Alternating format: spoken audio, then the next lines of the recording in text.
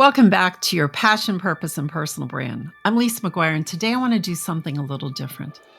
No guest, no interview, just a real honest moment between me and you.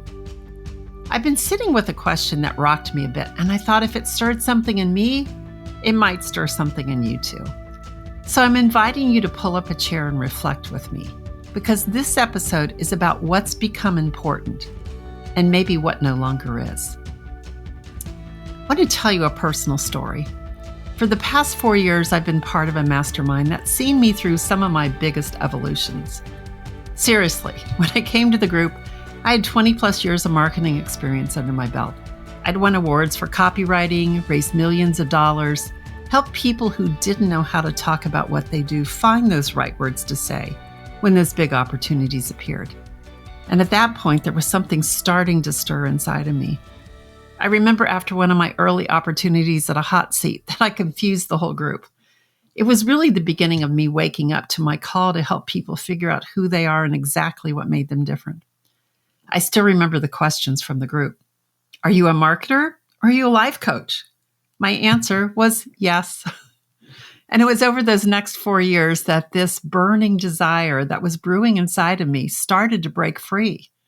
What broke my heart was watching people who were miserable trying to live someone else's story instead of the person they were designed to be. Now, that's where I sit in my zone of genius. I see people where they are, I hold a space to honor that, and I listen to the hearts of where they want to be. And yes, I ask the questions that are going to make them think differently, that make them dig deep to realize what I see, but often they can't. Much like I do with many of my guests on this show. I'm not a cheerleader. I tell it like it is, and I help guide people to find their next steps. That's a far cry from that person who only 4 years ago was in the middle of what others may have seen as an identity crisis. I wasn't lost. Not at all. And it may seem like I was wandering, but it wasn't that.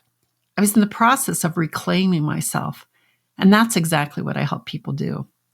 Today, the members of the group, we're not just colleagues anymore. We've become friends, fellow travelers on this path of purpose and growth.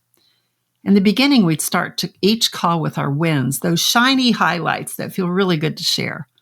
But over time, as trust grew, the masks started to come off.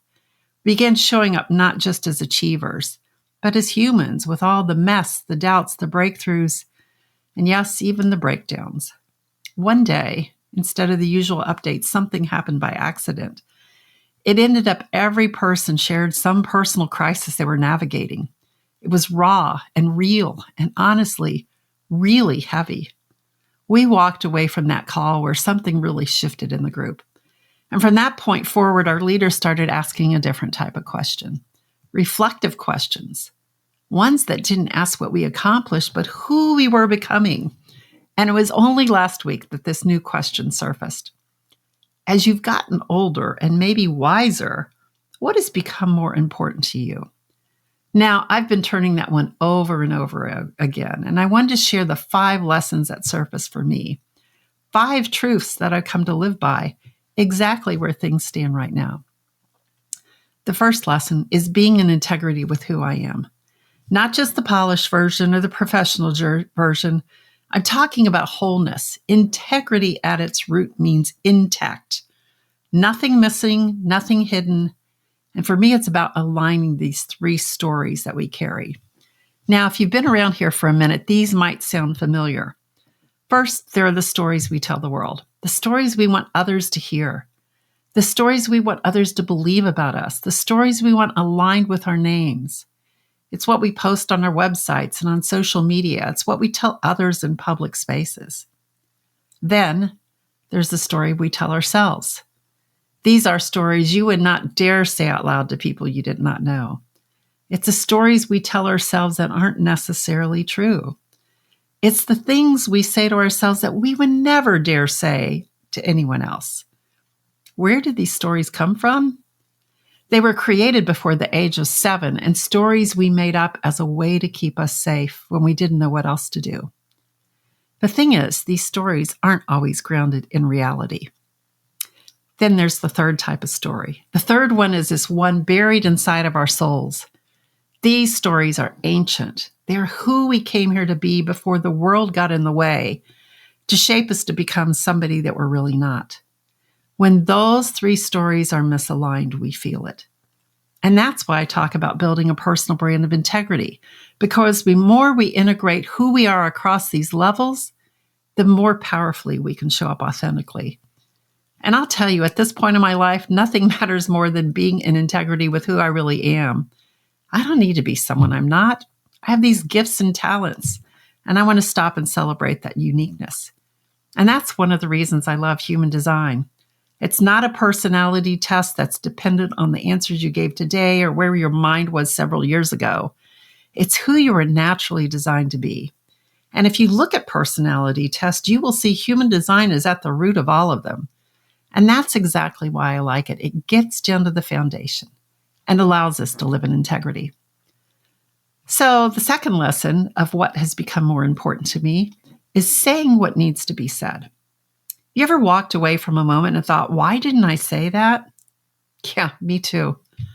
Sometimes we stay quiet out of fear of hurting someone, being misunderstood, or just maybe not having the right words. But here's what I've learned. The words we don't say can haunt us more than the ones we do. Recently, I had an opportunity for a conversation with someone very close to me who was dying. I had a chance to go have what I knew would likely be our last conversations here on earth. And I made a promise to myself I would not leave anything unsaid that I wanted to let them know. I would not hold back the words of love, of gratitude, of regret, of truth, of how much their existence meant to me. Because those words have power. I know this. And the ones you speak from your heart are the ones that leave a lasting legacy that we have to live with forever. Lesson 3 was prioritizing my own needs. Now let's talk about this narrative we're given, the one that putting others first is noble and putting yourself first is selfish. Yeah, I used to believe that. Yes, I'm here to serve others, but when you think about serving, use that word serve, sometimes you can see it as having power over others, or it could be a way that you can live out your purpose. Now, I was all about serving or putting others first until I realized that constantly putting others ahead of myself was costing me, and especially them, what I could contribute. It shortchanged my energy, my creativity, and especially my joy. So here's the thing, you can't give from an empty cup, and you shouldn't have to. Helping others is beautiful, but helping them when you can be fully present from a place of overflow or abundance, wow, it's powerful. And so now I ask, where am I abandoning myself? Where am I not giving myself the rest and nourishment and space I need to thrive? Self-sacrifice is not the path to impact. Self-sourced wholeness is. One of my favorite sayings is you can't have a big voice with a small sense of self. And to have that big voice, you have to give it the fuel to make it happen. So lesson 4 of what's become important to me is listening to my body over my brain. We've been taught to glorify the mind, logic, intellect, analysis, and it comes out in things like IQ and grades, quick wit, or brilliant answers to hard questions. We wear them like these badges of honor. But our bodies, they hold wisdom we've forgotten how to listen to. Our emotions, which are energy in motion, our gut often knows the truth before our mind catches up. And so now I pay attention to what I feel as much as what I think. That shift is subtle but profound. I'm sad becomes I'm feeling sad. One is an identity. The other is information about an emotion you're experiencing that will eventually pass through you when you let it. Your body is always speaking. The question is, are you listening? And my final one of the 5 is naming my fear and choosing courage anyway. You know, fear doesn't disappear when you get older. It just wears different costumes. But now when I feel fear or agitation or worry that might make me freeze or even have a physical reaction I hold in my body as illness, I'm more curious about it. And I ask, what am I afraid of? What is that fear costing me? Is it the fear of failure? The fear of success? Of being misunderstood or too much or not enough? And here's what I know. Fear gets quieter when you name it. And courage? It's not the absence of fear. It's the decision that something else matters more. So these days, I choose to walk toward that version of me my future self is waiting on.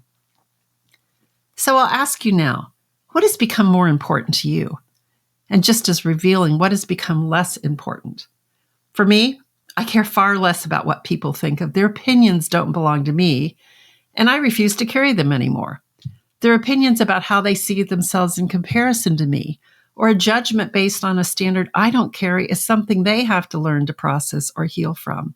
It has absolutely no impact on my value as a person. So instead, I'm making space for what matters. Things like living in integrity and speaking what is truth for me, honoring myself so I can show up fully, trusting my body to tell me what's happening. It's about moving towards courage too. Your future self is out there and it's calling you forward. So my question for you is, what's one step you can take today that your future self will ask you and thank you for? If this stirred something in you, I'd love to hear about it. Send me a message on LinkedIn or reach out through one of the links in the show notes. I'd love to know what's become more important in your journey and what you're going to care less about. And if you haven't yet, please consider subscribing to the podcast on the YouTube channel below or on your favorite podcast player so you don't miss next week's episode, because we're just getting started. So until next time, I'm Lisa McGuire. Keep living your passion, owning your purpose, and showing up fully as your created personal brand of integrity. Because one thing I know, when you can live authentically, is when you can find your legendary self.